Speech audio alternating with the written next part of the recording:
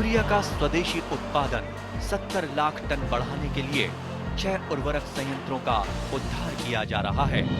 FCIL के गोरखपुर, सिंदरी, तलचर और रामागुंडम संयंत्र, HFCL की बरौनी इकाई और BVFCL की नामरू फोर्थ। सोने पर सुहागा ये है कि देश में अब बनेगा सिर्फ नीम लेपित यूरिया, क्योंकि इससे होगा किसानों का फायदा ही फायदा।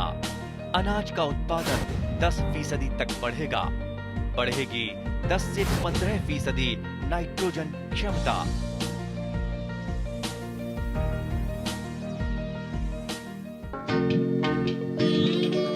জৈৱিক উপাদানসমূহৰ ভিতৰত অন্যতম এবিধ উপাদান হৈছে কেঁচু সাৰ। কেঁচু সাৰৰ ব্যৱহাৰে মাটিৰ স্বাস্থ্য উন্নতিকৰণত সহায় কৰে। তদুপৰি এনেবোৰ সাৰ কৃষকসকলে নিজে ঘৰতে প্ৰস্তুত কৰি ল'ব পাৰে। কেঁচু সাৰৰ বৰ্ধিত চাহিদাই এইটো প্ৰমাণ কৰিছে যে কেৱল ঘৰত ব্যৱহাৰেই নহয়, ই হ'ব পাৰে আত্মসংস্থাপনৰ এক উপায়। কৃষকসকলে যিদৰে গোবৰ, পেলনীয়া জাবৰ-জোথৰ আদিৰ পচন ঘটাই পচন সাৰ প্ৰস্তুত কৰে, ঠিক তেনেদৰে এনে সাৰত নিৰ্দিষ্ট কিছু জাতৰ কেঁচু এৰি সাৰ প্ৰস্তুত কৰা হয়। তাকে কেঁচু সাৰ হিচাপে জনা যায়। কেঁচু একোডালে নিজৰ দেহৰ ওজনৰ সমান সামগ্ৰী ভক্ষণ কৰিব পাৰে আৰু ইয়াৰে 95% মল হিচাপে ত্যাগ কৰে। কেঁচুৰ এই মলেই হৈছে কেঁচু সাৰ, য'ত পোৱা যায় নাইট্ৰজেন, ফছফৰাছ, পটাছ আদি সাৰ আৰু বহু উপকাৰী ক্ষুদ্ৰ ক্ষুদ্ৰ জীৱাণু। সকলো কেঁচুৰ পৰাই যে কেঁচু সাৰ তৈয়াৰ কৰিব পাৰি তেনে নহয়। প্ৰায় 3000 মান প্ৰজাতিৰ কেঁচুৰ ভিতৰত মাথোন কেইটামান কেঁচুৰ প্ৰজাতিহে কেঁচু সাৰৰ বাবে উপযোগী।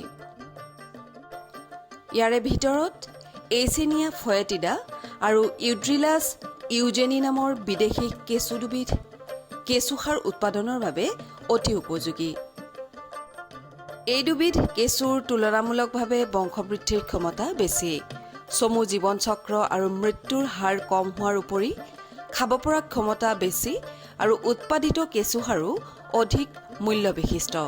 তদুপৰি ইহঁত যিকোনো জলবায়ুত তিষ্ঠি থাকিব পাৰে। কেঁচুৰ খাদ্য হিচাপে আধা পচা জাবৰ-জোথৰ, পেলনীয়া সামগ্ৰী, গোবৰ আদি ব্যৱহাৰ কৰা হয়। কেঁচুৰ বাবে সেমেকা আৰু ঠাণ্ডা পৰিৱেশ এটাৰ প্ৰয়োজন। কেঁচুৰ দেহত 85% পানী থকা হেতুকে আৰু প্ৰস্ৰাৱ হিচাপে যথেষ্ট পানী দেহৰ পৰা নিৰ্গত হোৱা বাবে কেঁচুৰ বাবে ব্যৱহৃত খাদ্য সামগ্ৰীখিনিত পুৱা গধূলি পানী ছটিয়াই থকা আৱশ্যক। একেদৰে কেঁচু সাৰত ব্যৱহৃত সামগ্ৰীখিনিৰ উষ্ণতা 20 পৰা 35 ডিগ্ৰী চেণ্টিগ্ৰেড হোৱা উচিত। প্ৰাকৃতিকভাৱে কেঁচুসমূহ ৰাতিৰ ভাগত বেছি সক্ৰিয় হোৱা দেখা যায়। সূৰ্যৰ পোহৰৰ অতি বেগুনীয়া ৰশ্মি কেঁচুৰ দেহত পৰিলে বিস্তৰ ক্ষতি হোৱালৈ লক্ষ্য ৰাখি কেঁচু সাৰ প্ৰস্তুত কৰা টেংকি নতুবা বিচনাসমূহৰ ওপৰত খেৰৰ চালি একোখনৰ ব্যৱস্থা কৰিব লাগে। ভাৰ্মি কম্পোষ্ট নতুবা কেঁচু সাৰ প্ৰস্তুতকৰণৰ বাবে 3 মিটাৰ দীঘল, 1 মিটাৰ বহল আৰু আধা মিটাৰ ওখৰ একোটা পকাৰ টেংকি তৈয়াৰ কৰি ল'ব লাগে। টেংকিৰ তলৰ ভাগত মাটি আৰু বালি দিব লাগে, যাতে পৰিৱেশটো ঠাণ্ডা হৈ থাকে। অতিৰিক্ত পানীভাগ ওলাই যাবৰ বাবে টেংকিৰ তলফালে সৰু ফুটা ৰাখিব লাগে। এনেবোৰ টেংকি যে সদায় পকা হ'ব লাগিব তেনে কোনো কথা নাই। বৰং কম খৰচী বাঁহেৰেও এনে কেঁচু সাৰৰ বিচনা একোখন তৈয়াৰ কৰিব পাৰি। বহুতে বজাৰত পোৱা ভাৰ্মিবেট কেঁচু সাৰ প্ৰস্তুতকৰণৰ বাবে ব্যৱহাৰ কৰা দেখা যায়। এনেবোৰ বিচনাত আধা পচা সামগ্ৰী আৰু আধা পচা গোবৰৰ সংমিশ্ৰণ তৰপে তৰপে দি প্ৰতিটো তৰপৰ ওপৰত কেঁচুসমূহ এৰি দিয়া হয়। কেঁচুবোৰে ওপৰৰ পৰা খাই কেঁচু সাৰলৈ ৰূপান্তৰিত হওঁতে প্ৰায় 3 মাহ সময়ৰ প্ৰয়োজন। 3 মাহ পিছত উৎপাদিত কেঁচু সাৰখিনি খেতিপথাৰত ব্যৱহাৰৰ উপযোগী হয়। কেঁচু সাৰ উৎপাদনৰ জৰিয়তে আত্মসংস্থাপন পোৱাৰ সম্ভাৱনীয়তা সম্পৰ্কে ৰঙিয়াৰ উষা নাথ নামৰ মহিলাগৰাকীয়ে এনেদৰে কয়। আপুনি এই যে ভাৰ্মি কম্পোষ্ট কৰি আছে, কেতিয়াৰ পৰা আৰম্ভ কৰিলে? যোৱা মই 2020ৰ পৰা এই কামটো আৰম্ভ কৰিছোঁ। কেনেকৈ ভাৰ্মি কম্পোষ্ট যে কৰিব লাগে কেনেকৈ আহিল এইটো আপোনাৰ ধাৰণাটো? এইটো ধাৰণা মানে মই যোৱা বছৰ FPCৰে অমল ভৰালী আৰু পৰেশ শৰ্মা তেখেতৰ লগত মই ৰঙিয়া ব্লকৰ পৰা মুগৰ বীজ পাইছিলোঁ। তেখেতে মোক মুগৰ বীজ এটা দিছিল। তেনেকৈ তেখেতসকলৰ লগত মোৰ এটা চিনাকি হ'ল। তাৰ পৰা তেখেতসকলে মোক কেভিকেৰ এই ভাৰ্মি কম্পোষ্টৰ ট্ৰেইনিংটো তেখেতসকলে মোক যোগাযোগ কৰি দিলে। তাৰপিছত মই ভাৰ্মি কম্পোষ্টৰ ট্ৰেইনিংটো তেনেকৈ মই কেভিকেত কৰিলোঁ। কিমান দিনীয়া ট্ৰেইনিং? 25 দিনীয়া ট্ৰেইনিং আছিল। কি শিকিলে ট্ৰেইনিঙত? তাত শিকিলোঁ যে মই খেতিত জৈৱিক সাৰেৰে খেতি কৰিব লাগে। আমি ৰাসায়নিক সাৰটো ব্যৱহাৰ কৰিব নালাগে। তেনেকুৱাকৈ আমি ঘৰৰে যিবিলাক মানে গৰুৰ গোবৰ, তাৰপিছত আকৌ কলগছ, মেটেকা যিবিলাক মানে আমাৰ পেলনীয়া সামগ্ৰী আৰু তেনেকুৱা সেই পেলনীয়া সামগ্ৰীৰে আমি ভাৰ্মি কম্পোষ্ট কৰিব পাৰোঁ। তাত একো মানে কিনা সামগ্ৰী আমাক নালাগে আৰু তেনেকুৱাকৈ আমাক ট্ৰেইনিঙত শিকোৱাইছিল। ঠিক তেনেকুৱাকৈ মই তাত শিকিয়ে মই ইয়াতে ভাৰ্মি কম্পোষ্টটো তেনেকুৱা সামগ্ৰীৰে কৰি আছোঁ। প্ৰথমতে কি শিকালে আপোনাক যে ৰাসায়নিক সাৰ দিব নালাগে? খেতিত ৰাসায়নিক সাৰটো দিব নালাগে। কি হয় ৰাসায়নিক সাৰ দিলে? ৰাসায়নিক সাৰটো দিলে আমাৰ মানুহৰ যিবিলাক মানে শৰীৰত বেমাৰবিলাক আছে, বেমাৰবিলাক হৈ আছে, ঠিক সেই সাৰৰ পৰাই মানে বেমাৰবিলাক বিয়পি বুলি পেলাই আমাক কৈছে আৰু তাৰপিছত তাৰ সলনি ভাৰ্মি কম্পোষ্ট দিলে? তাৰ সলনি আমাক কৈছে যে ৰাসায়নিক সাৰটো ব্যৱহাৰ কৰিব নালাগে, যে আপোনালোকে জৈৱিক সাৰটো ঘৰতে বনাই আপোনালোকে ভাৰ্মি কম্পোষ্ট কৰিব পাৰে, ভাৰ্মি কম্পোষ্ট কৰি খেতিত ব্যৱহাৰ কৰিব পাৰে।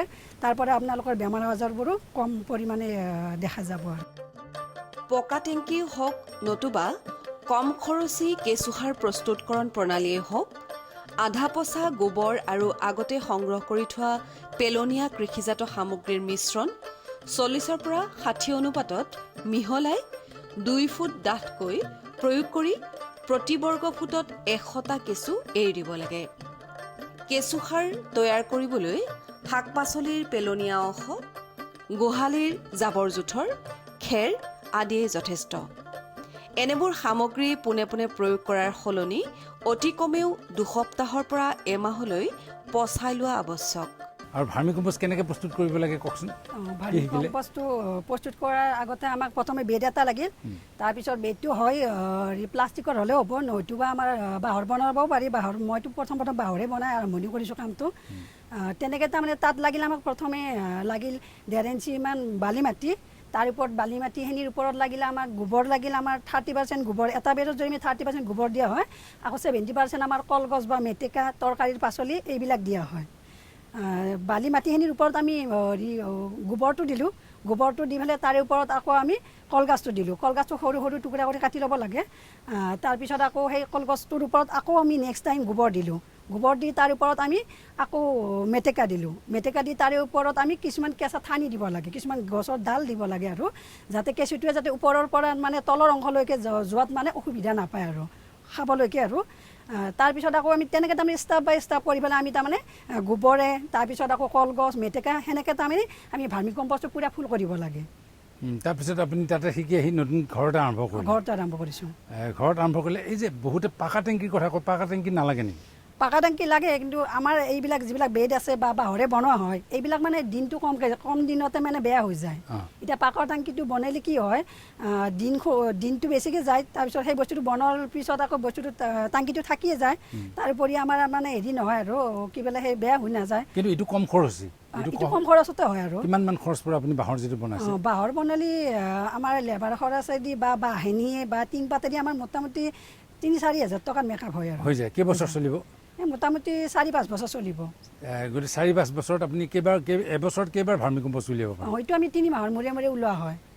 3 মাহৰ মূৰে মূৰে ভাৰ্মি কম্পোষ্ট পাই থাকোঁ। এতিয়া আপুনি মোটামুটি এমাহত মানে কিমান ভাৰ্মি কম্পোষ্ট উৎপাদন হয়? আমি এটা বেডত যদি আমি বেড এটাত যদি ধৰচোন হেৰি হ'ল ধৰক হেৰি দীঘলটো যদি আমাৰ বেডটোৰ দীঘলটো যদি 10 ফুট থাকে বা 8 ফুট বা 10 ফুট থাকে, আৰু তাৰপিছত বহলটো যদি আমাৰ 3.5 ফুট থাকে, তাৰপিছত আমাৰ বেৰাৰ ওখটো আৰু 2.5 ফুট লাগে। ঠিক তেনেকুৱা বেড এটাত যদি আমি ফুল কৰি যদি আমি গোটেইখিনি সামগ্ৰী ভৰোৱা হয় আৰু তেনেহ'লে আমি সেই কেঁচু খাই পেলাই যিখিনি আমাৰ সাৰ উৎপাদন কৰিব তাত আমি 8 কুইণ্টেললৈকে পোৱা যায়। এটা বেডৰ পৰা? এটা বেডৰ এবাৰত। কেইবাৰ পাব আপুনি বছৰত?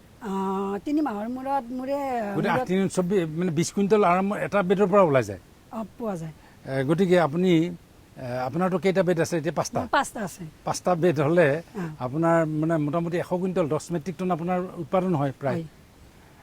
গতিকে আপুনি আজি কেইবছৰ হ'ল এইটো কামৰ এবছৰ মোৰ 1 বছৰ পাৰ হৈ যোৱা মাৰ্চৰ পৰা কৰিছিলোঁ অঁ এই মাৰ্চলৈকে 1 বছৰ পাৰ হ'ল আৰু এটা বেডত খৰচ কিমান হয় প্ৰায় 3,000 টকা বুলি ক'ল ন এইটো বাঁহৰটো বনালে কিন্তু 3,000 4,000 টকা খৰচ পৰি যায় আৰু বেলেগ এইবিলাকৰতো আৰু খৰচ এনে বেলেগ খৰচ আছে কথা হ'ল কি এতিয়া যেতিয়া আমি ধৰ কামখিনি যদি আমি নিজে কৰোঁ ধৰ 5টা বেডত যেতিয়া আমি ধৰ কলগছখিনি কাটিব লাগিল বা মেটেকাখিনি আনিব লাগিল মেটেকাখিনিতো আনোতে আমাৰ খৰচ আছে কাৰণ আমি কামলা লগাবই লাগিব লেবাৰ খৰচ থাকি যায় তেতিয়া কিন্তু আমাৰ এটা বেডত তেতিয়া আমাৰ হেৰিমান পৰি যায় 6,000 7,000 মানকৈ পৰি যায় খৰচ পৰি যায় ভৰোৱা আৰম্ভণিৰ পৰা মানে বেডটো বনাই কিনে মানে হেৰিৰ পৰা আৰু ভৰোৱালৈকে আৰু তেনেকুৱাকৈ এতিয়া ভাৰ্মি কম্পোষ্ট উৎপাদন কৰি এটা পৰিয়াল বা এগৰাকী মানুহে বা আপুনিয়ে মানে চলিব পাৰেনে ঘৰখন চলাব পাৰেনে পাৰি ধুনীয়াকৈ পাৰি ধুনীয়াকৈ পাৰি মাহত মোটামুটি এনে থুলমূলকৈ এটা আভাস দিব নেকি কিমান মান টকাকৈ উৎপাদন কৰিব এনে পাৰে মাহত আমাৰ কিন্তু উৎপাদনটো আমাৰ 30-40 হাজাৰ টকা আমাৰ মাহত থাকিয়ে যায় ভাৰ্মি কম্পোষ্টৰ পৰা ভাৰ্মি কম্পোষ্ট অকল ভাৰ্মি কম্পোষ্টৰ পৰা অকল ভাৰ্মি কম্পোষ্ট তাৰপিছত আৰু ভাৰ্মি ৱাছটো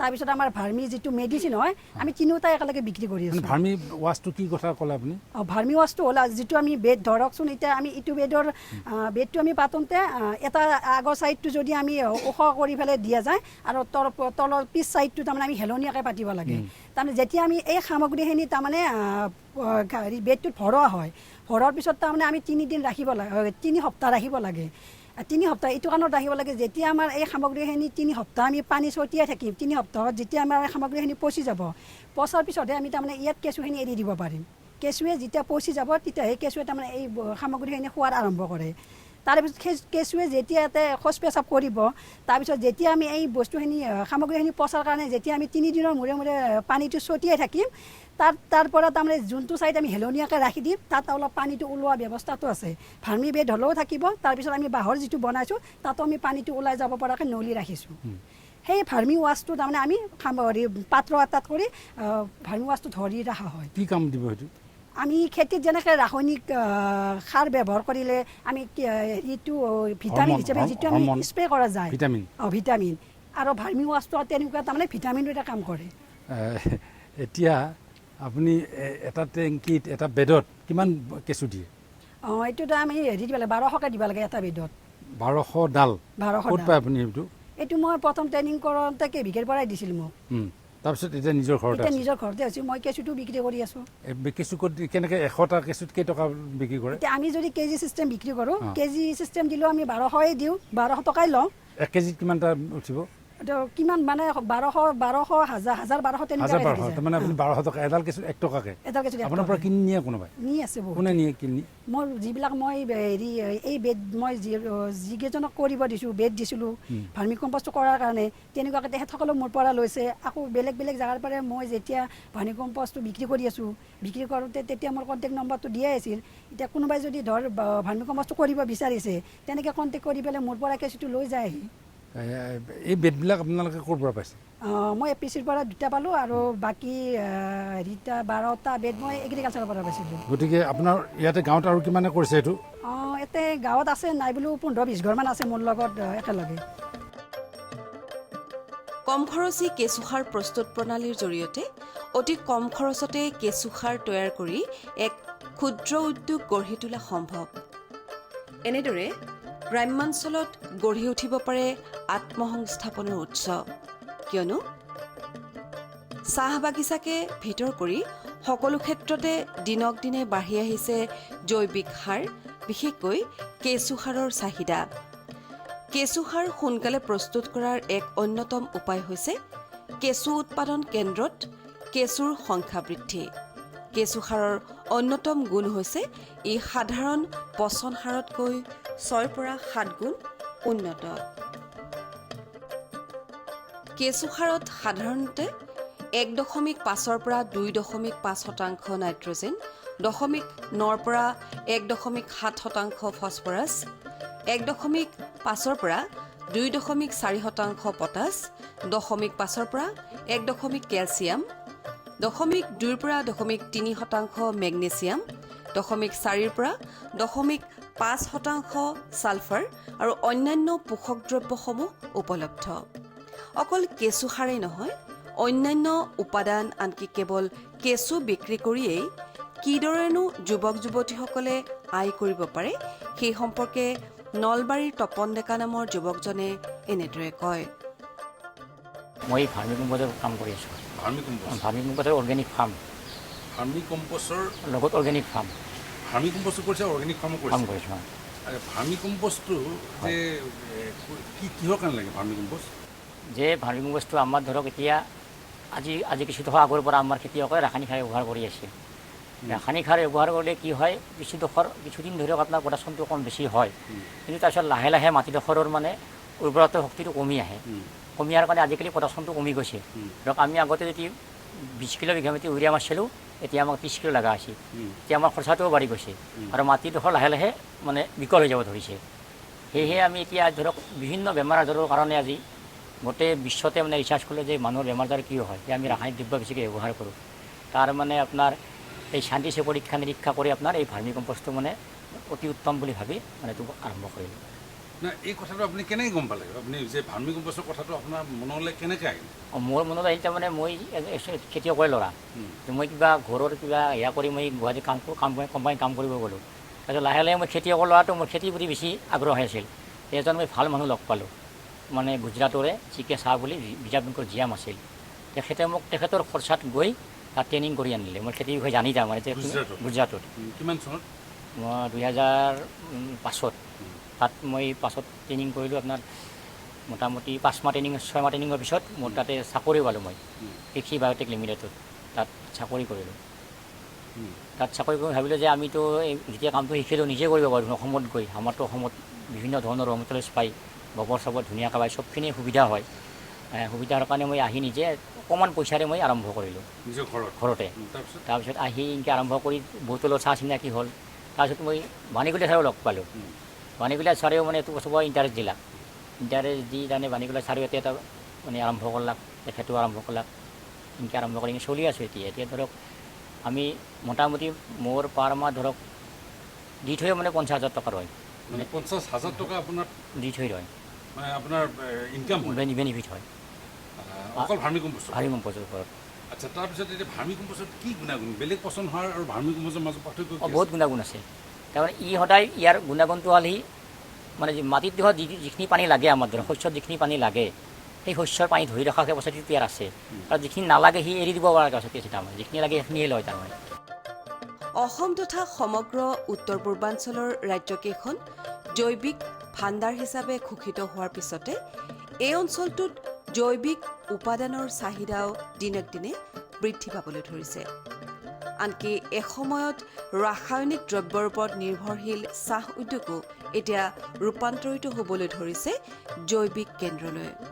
অকল কেঁচু সাৰেই নহয়, অন্যান্য উপাদান আনকি কেৱল কেঁচু বিক্ৰী কৰিয়েই কিদৰেনো যুৱক যুৱতীসকলে আয় কৰিব পাৰে সেই সম্পৰ্কে নলবাৰীৰ তপন ডেকা নামৰ যুৱকজনে এনেদৰে কয়।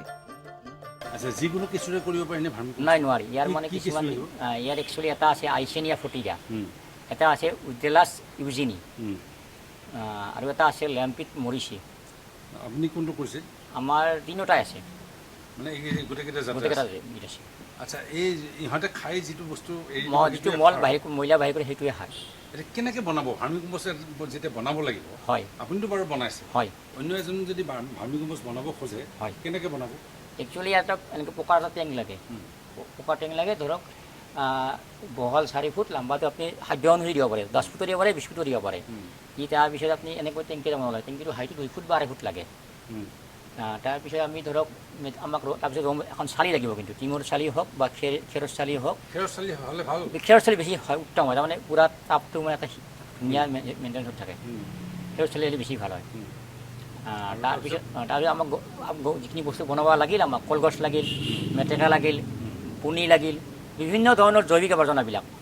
যিবিলাক জৈৱিক আৱৰ্জনা পেলনীয়া জৈৱিক আৱৰ্জনা আছে আপোনাৰ গছৰ পাত, সেইবিলাক মানে অৰ্ধগলিত হ'ব লাগে, তাৰমানে শুকাব লাগে। শুকোৱাৰ পিছত অৰ্ধ পচা হ'ব লাগে। তাৰমানে ই কেঁচা বস্তু নাখায়। কেঁচা বস্তু খালে ইয়াৰ এচিড হয়, গৰম হয়। গৰম হ'লে কিছুটো মৰি যাবও পাৰে। সেইকাৰণে মানে ঠাণ্ডা কৰাৰ পিছত যে পচি যাব, পচিলি বস্তুটো ঠাণ্ডা হ'ব, তেতিয়া সেই বস্তুটো ব্যৱহাৰ কৰিব পাৰে। তাৰপিছত সি খোৱাৰ কিমান দিন পিছত সাৰ হ'ব? মিনিমাম ধৰক আপোনাৰ এনে 45 দিন লাগে। 45 দিনৰ পিছত আপোনাৰ তাৰ সাৰ হৈ যাব? পেকেজিং হোৱালৈকে ধৰক আপোনাৰ মিনিমাম 50-60 দিন লাগে আৰু। 2 মাহৰ ভিতৰত সাৰ হৈ যাব? হৈ যাব। আচ্ছা, এতিয়া আপোনাৰ ঘৰত কিমানটা এনেকুৱা ইউনিট আছে? মোৰ ঘৰত আপোনাৰ এনেকুৱা টেংক আছে তিনিটা, কিন্তু মই মানে একচুৱেলি সহযোগত কম খৰচাৰ কাৰণে মাটিত বনাইছোঁ মই। কেনেকৈ বনাইছে? মই ঘৰটো লাম্বাকৈ বনাইছোঁ, লাম্বাকৈ ধুনীয়াকৈ তলত বেড চিষ্টেম বনাইছোঁ আপোনাৰ, এনেকৈ দাম কৰি এতিয়া গোবৰ জাবৰ মেটেকা যি লাগে বস্তুবিলাক দি দিছোঁ, দি তাত কেঁচুটো এৰি দিছোঁ। মানে পাকা টেংকি নকলেও হয়, আমাৰ টাইমত ধৰক পাকা টেংকি নকলেও এইটোত বেছি ইনকাম হয়। এইটোত মানে মালটোৰ তাৰমানে কি হাৱা বতাহবিলাক সম্পূৰ্ণ পায়, ক'লে সি সম্পূৰ্ণভাৱে সুন্দৰভাৱে খাই থাকে। নাই এতিয়া ভাৰ্মি কম্পোষ্টটো বহুতে বনাইছে, হয়, কিন্তু কয় যে বজাৰখন তেওঁলোকে নাপায়, কিন্তু আপুনি বজাৰখন মই ধুনীয়া বজাৰ পাইছোঁতো। আজি ধৰক মোৰ সাৰ দি বহুতে এতিয়াও মানে চলি আছে, কেনেকৈ চলি আছে ধৰক কাৰোবাৰ পেকেটিং কৰি মাৰ্কেটিং কৰি আছে। মই বজাৰ এজন কণিকা হালৈ বুলি ছোৱালী এজন আছে তালুকদাৰ বুলি, তেখেতে অলপ এনেকুৱা দুটামান টেংক আছে, তেখেতে এনেকুৱা মাৰ্কেট পাইছে, মোৰ সাৰ নি তেখেতে পেকেটিং বনায়, ময়ে দিছোঁ হেল্প কৰিছোঁ মাৰ্কেটিং কাৰণে। মোৰ আপোনাৰ আপত্তি হোৱা নাই? মই তেওঁ দায়িত্ব দিছোঁ, তাৰমানে কিয় মই অকলে নোৱাৰোঁ কাৰণে তেখেতেও ধৰক মহিলা মানুহ, তেখেতে মাৰ্কেটিং কৰি ধুনীয়া পাই সুফল পাইছে। আজি ভাল মানে ল'ৰা ভাল ছোৱালীজনী ভাল স্কুলত দিছে, ধুনীয়া মানে বিধৱা মানুহ মই বৰ মানে সহায় কৰি দিছোঁ আৰু মোৰ শিষ্য। এতিয়া আপুনি সন্তুষ্ট? মই সন্তুষ্ট, পুৰা সন্তুষ্ট। किसान भाइयों गांठ बांध लो, बात बहुत है काम की, समृद्धि के पैगाम की।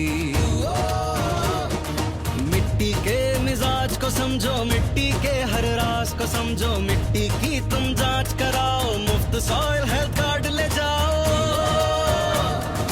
कभी मुनासिब बीज लगाओ, सही किस्म की खाद ले आओ, जितनी जरूरी उतनी डालो, सही मात्रा खुद पहचानो, इसको अपना मंत्र बना लो, मिट्टी की सेहत तो जानो।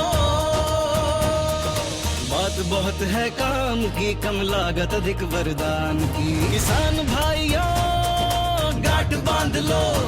आज ही मिट्टी की जांच कराएं, राज्य सरकार के कृषि अधिकारी से संपर्क करें और मुफ्त में सॉइल हेल्थ कार्ड पाएं। कृषि और किसान कल्याण मंत्रालय द्वारा किसान हित में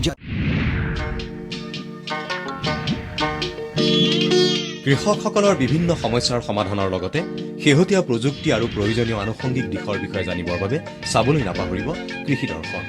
প্ৰচাৰিত হয় প্ৰতি সোমবাৰৰ পৰা শুকুৰবাৰলৈ সন্ধিয়া 5:30 বজাৰ পৰা 6 বজালৈ।